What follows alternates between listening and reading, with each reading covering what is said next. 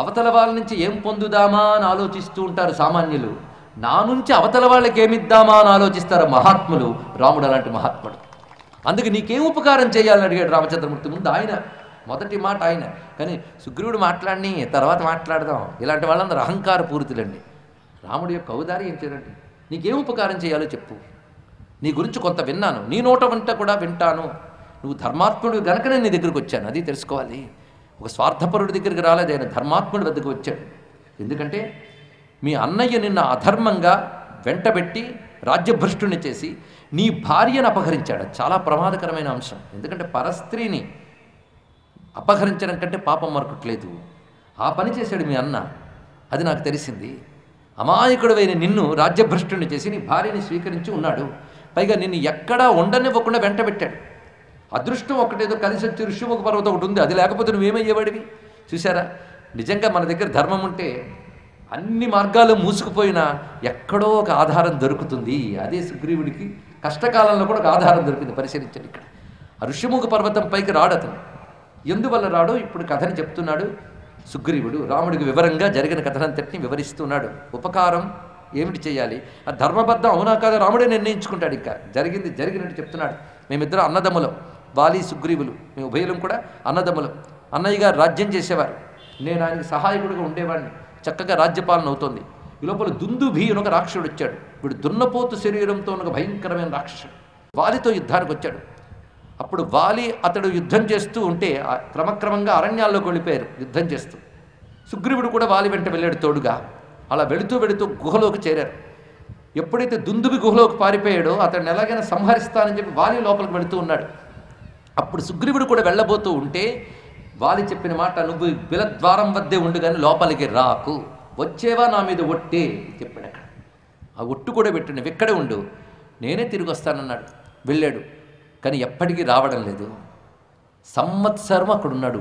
గుమ్మం దగ్గర సామాన్యం కాదండి, గుహాద్వారం దగ్గర సంవత్సరం ఉన్నాడు. ఈ లోపల కిష్కింద ఏం కావాలి, వెళ్ళాలా మానాలా తెలియలేదు. ఇక్కడ సంవత్సరం తర్వాత ఒక ఆర్తనాదం వినబడింది. అది ఇతడి ధ్వని వలనే ఉన్నది. ఇక్కడ అచ్చం రాముడికి ఇతడు కలిగిన దుఃఖంలో ఉన్నటువంటి సమాంతర లక్షణం చదువు ధ్వని. కొంచెం ఆలోచిస్తున్నాడు. ఈ లోపల నుంచి రక్తం వచ్చింది. ఈ వచ్చిన రక్తం ఎవరిది? ధ్వని ఏమో అది వినబడింది. అన్నయ్య అయితే ఇంతకాలం పట్టదు అంటే ఇప్పుడు అన్నయ్యకి ఏదైనా ప్రమాదం జరిగిందా? ఇప్పుడు అదే అయితే ఆ రాక్షసుడు బయటకు వస్తే దీంట్లోంచి ఎదుర్కొనడం నా వల్ల కాదు, రాజ్యక్షేమం దెబ్బతింటుంది అని అన్నయ్య పోయాడనే తాను భావించి ఒక్కసారిగా గుహాద్వారం మూసివేసి రాజ్యక్షేమం కోసమని తిరిగి వచ్చాడు. వచ్చి మంత్రులతో ఏకాంతంలో విషయాన్ని చెప్పాడు. సభలో అందరికీ తెలిసేటట్టు కాకుండా. ఇప్పుడు మంత్రులు ఆలోచన చేసి సరైన రాజు లేకపోతే వ్యవస్థ అస్తవ్యస్తమవుతుంది కనుక నువ్వు రాజుగా ఇప్పుడు ఉండు అని చెప్పి తను రాజుని చేశారు. ఇతడు రాజు అయిన కొద్ది కాలానికి వాలి వచ్చాడు. వచ్చి ఓరు దుర్మార్గుడా అని లాగివేశాడు. అన్నయ్య నువ్వు బ్రతికి వచ్చేవి నాకు చాలా ఆనందంగా ఉంది, నాకు కావలసిందే అది. నేను కేవలం రాజ్యక్షేమం కోసం నువ్వు బ్రతుకున్నావో లేదో తెలియక నేను పొరపాటు పడ్డాను, నన్ను క్షమించు, నీ రాజ్యం నువ్వే ఏలుకో, నీకు దాసుడుగా ఉంటాను అన్నాడు.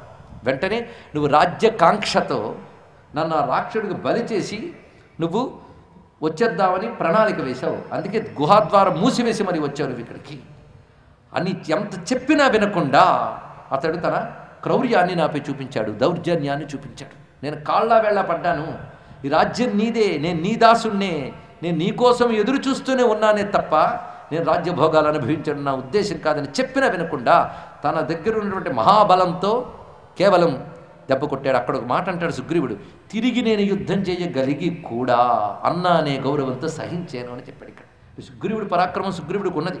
వాలితో పోలిస్తే కొంచెం తక్కువేమో కానీ సుగ్రీవుడి పరాక్రమంలో తక్కువ వాడేం కాడు. అలాంటి ఆ సుగ్రీవుడు ఎంత బ్రతిమలాడినా అన్న వినలేదు సరికదా, నిన్ను ఎక్కడా మననీయకుండా చేస్తాను అని చెప్పి అతన్ని వెంటబెడుతూ ఎక్కడ క్షేమంగా ఉండనివ్వకుండా బలగాన్ని పంపడం, ఇవన్నీ చేయడంతో నా ప్రాణాలను నేను రక్షించుకోవడానికి పారిపోతూ ఉంటే ధర్మము తెలిసిన మంత్రులు కొంతమంది నా దగ్గర ధర్మం ఉందని నాతో పాటు వచ్చారు. వారిలో ఒకడు హనుమంతుడు. ఇలా వచ్చిన వాళ్ళు వీళ్ళందరూ అంటే హనుమంతుడు ధర్మం ఎటుందో అటే ఉన్నాడు. చూడండి ఇక్కడ ఇలా నాతో వచ్చారు, అక్కడ నుంచి నా ప్రాణాలు దాచుకున్నాను, కానీ ఇక్కడ ఉన్నానే కానీ నేను పడుతున్న అవమానం అంతా ఇంత కాదు. నా సర్వసంపదలు ఇప్పుడు నష్టపోయాను, ఆఖరికి నా భార్యను అతడు స్వీకరించాడు. ఇప్పుడు ఇది జరిగినది.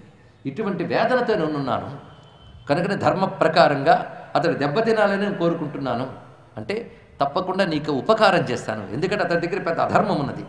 అధర్మపరుని శిక్షించడం నా బాధ్యత. దానివల్ల నీకు ఉపకారం కలిగించడం కంటే అధర్మాన్ని శిక్షించి జగత్తుకు ఉపకారం కలిగించవలసిన అవసరం ఉంది గనక అతన్ని శిక్షిస్తాను. తద్వారా నీకు ఉపకారం జరుగుతుంది.